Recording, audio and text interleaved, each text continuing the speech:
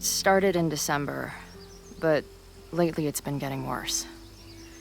So I came to Max for help. And she told me, I guess you know, that I died. That my memories of what happened to us after high school didn't happen. At least, not to her. Basically, I shouldn't be here. By the way, you're doing pretty well with this whole talking to a dead girl thing. Well, if you're friends with Max long enough, you get used to it. But I have many questions. Do you know what it means? The visions, the different realities smashed together? I have some, I want to say theories, but they're closer to fears at this point. Give me a minute.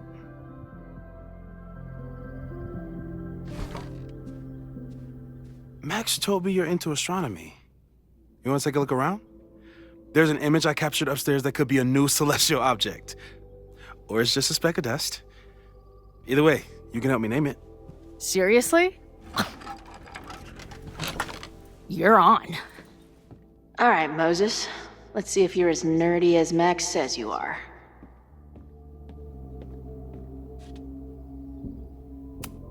Man, I would love an excuse to use this thing.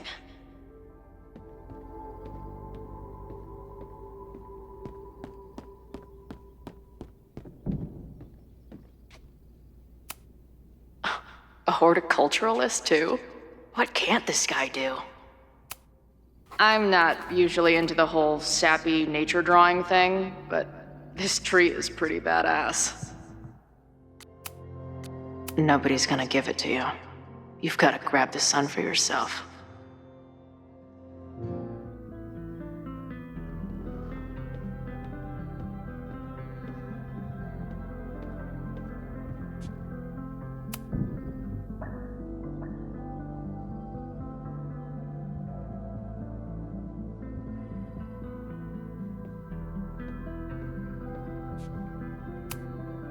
Moses needs a name for this dot. I should help him out.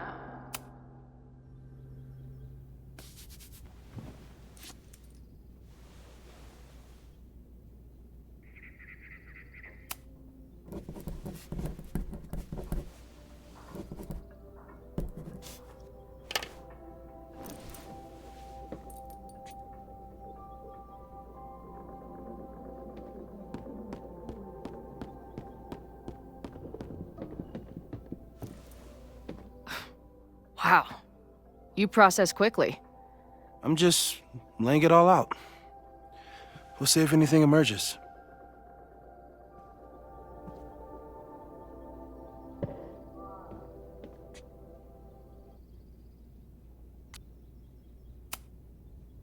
So, Professor, have you solved me yet?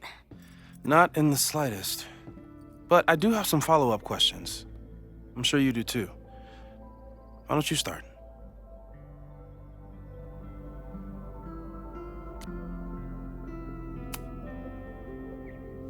I know we have a metaphysical mystery to solve, but can I use your 3D printer? What for? It's Max's birthday. She's being so brave about this whole save the school thing, but I think she needs some encouragement. Your anime wall gave me an idea. Say no more.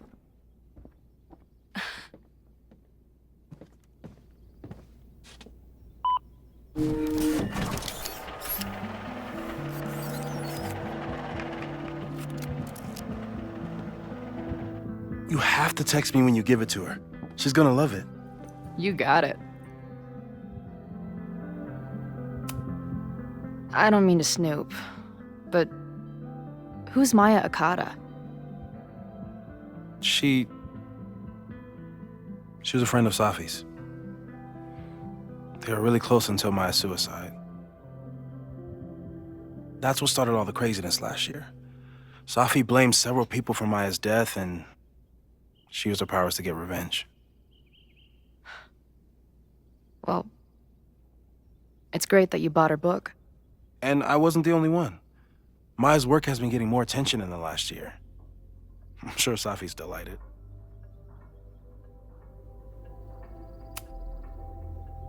Give it to me straight, Doc. I'm ready. I'd like to hear more about your visions. You said they started in December? Yeah.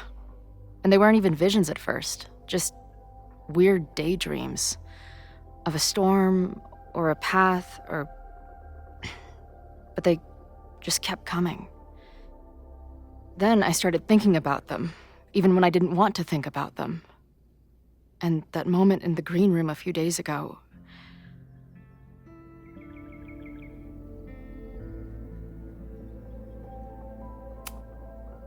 I don't think it was a vision. I think some part of me really went somewhere.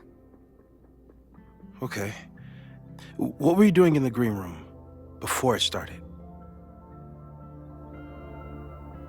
Looking in a mirror.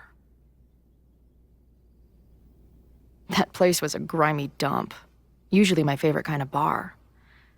But for some reason, I started thinking about tornadoes. When Max and I were in high school, there was this crazy week where Max thought a tornado was going to destroy the school. No, sorry, that did happen. But it also didn't happen?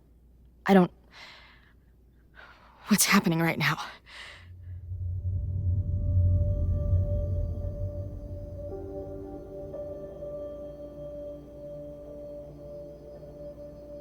Let's start with what happened 10 years ago. A storm threatened your town, and Max was forced to make a choice. She let you die, averted the storm, and saved Arcadia Bay. But I'm here. Yes. Somehow, the storm didn't destroy the town, and you didn't die. Which doesn't make any sense, except... A year ago, a storm threatened the school and the town. And Max made another choice. Or rather, she refused to choose between Safi and Caledon. Somehow she saved Safi and the school. And however she tied those realities together, it appears... She tied up some loose ends while she was at it. She brought me and Arcadia Bay back together? With Safi and all the rest? Yes. Somehow. Your vision started when you remembered the tornado. The thing that couldn't have happened, but did. A paradox. Your life and experiences are coexisting along an entirely different reality. And that's not sustainable. Maybe when you encounter a paradox, you come unfixed somehow, but that would mean even us talking about it directly could... Oh no.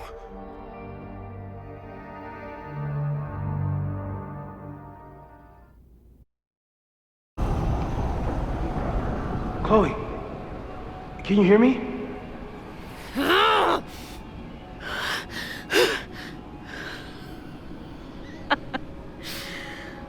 Yeah, I hear you. Okay, stay calm and tell me what you see. It's always the same path. It ends in this outcropping with a couple of benches. Like a viewpoint. The Overlook. That's where Safi died. But there's a lighthouse, too. Like the one from Arcadia Bay. There's a sign. It's for Caledon. And my old high school? So this place pulls attributes from both towns. Hence the lighthouse.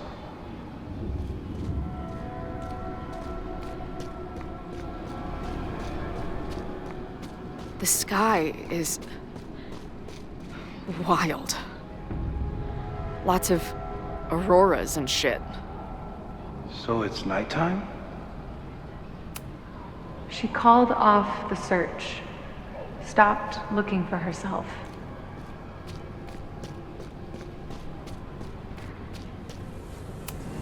Missing, they said. Then, lost. Going, she replied. Then, gone. There's always something weird when I get to the top of the path. Me, dead. Safi, alive. A turbocharged lighthouse beam. Okay. As far as we know, nothing in this space is real or can hurt you. Safi practically lives here now.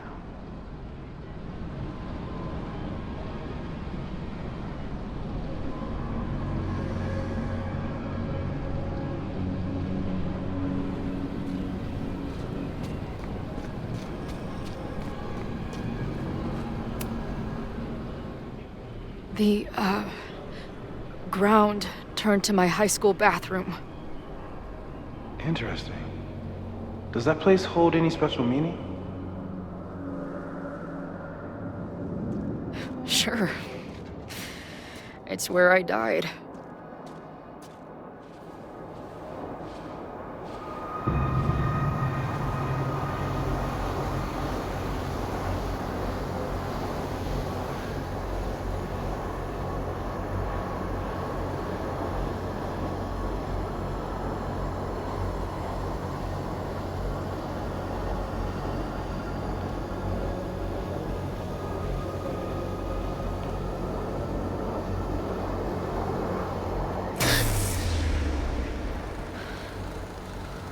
Okay, Max is pointing a gun at Safi, and there are a lot of photos. Photos of what? No.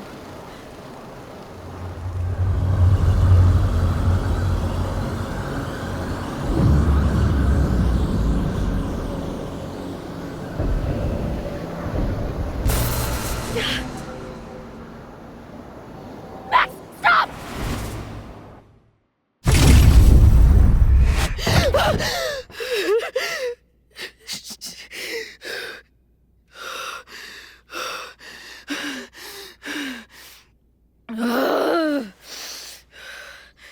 Shit.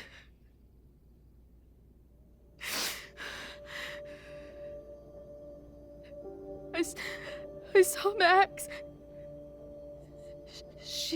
She had a gun, and it always ends a little differently, but I died.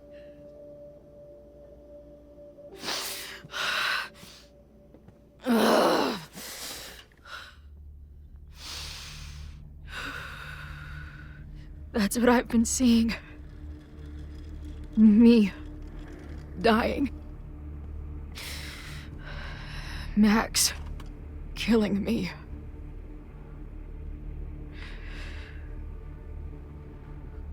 You said there were photos. What happened after that? The lighthouse beam turned on, and... What's wrong? Chloe, you vanished. Disappeared for about 3 seconds. Before you came crashing back into the cabinet. What? Where did I go? I don't know. I think maybe that place takes you back to the moment where Max made her choice. About Safi. About you. Max stitched these realities together, but if you keep going back there, picking at the stitches, it could all unravel.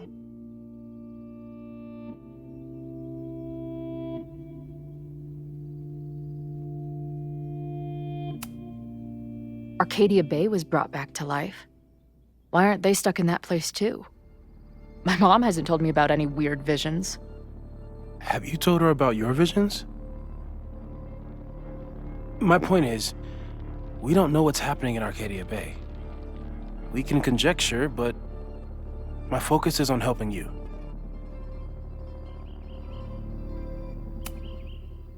I saw some of Safi's thoughts and memories. We're stuck in that place together. Makes sense. Safi is aware of the dual realities, and she's suddenly back on campus. Maybe she's looking for the same answers you are. She seems depressed. Well, you and she are trapped inside your own deaths. Emotionally, I can't imagine what that is doing to the both of you.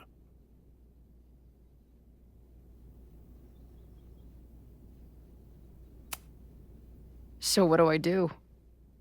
How do I make sure I don't think about, you know? Well, distractions seem to help. Your job. Loud music, lots of people, probably kept you safer.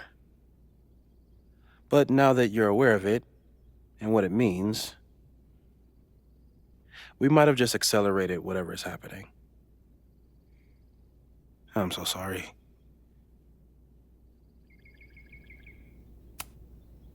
Hey, man. I asked. We won't risk any more explorations into the Overlight. That's what we're calling it now, by the way. I'll do some brainstorming. Maybe research mental techniques for... Don't bother. You've got to focus on the fire. But we need a plan. Your visions are growing in intensity, and that place is dangerous. If you spend more time there, you could undo the merge. You could revert back to your own death. I'm serious. It's okay.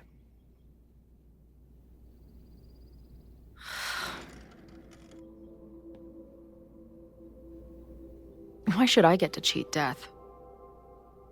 It's not like I deserve it more than my dad. Or Rachel. Max saved me in the bathroom. But she couldn't make it stick. The time she bought me, it's enough. More than I deserve. What do you mean?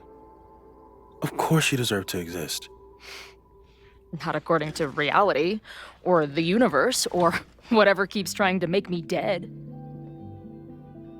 Max has done everything she could for me. She always has. The least I can do is be there for her now. So, on to the good stuff. Who do we think is planning to start a fire? I met this guy last night. Didn't seem like a criminal. Criminally pretentious, maybe. Lucas Colmenero is a former Caledon professor. He's been stirring up animosity between Caledon and Lakeport. If he hates Caledon, you and Max won't be able to get much out of him. Max may have gone full ivory tower, but bars are still my scene. I'll head back there right now to chat with him and his protest buddies. Maybe I can learn more about their plans.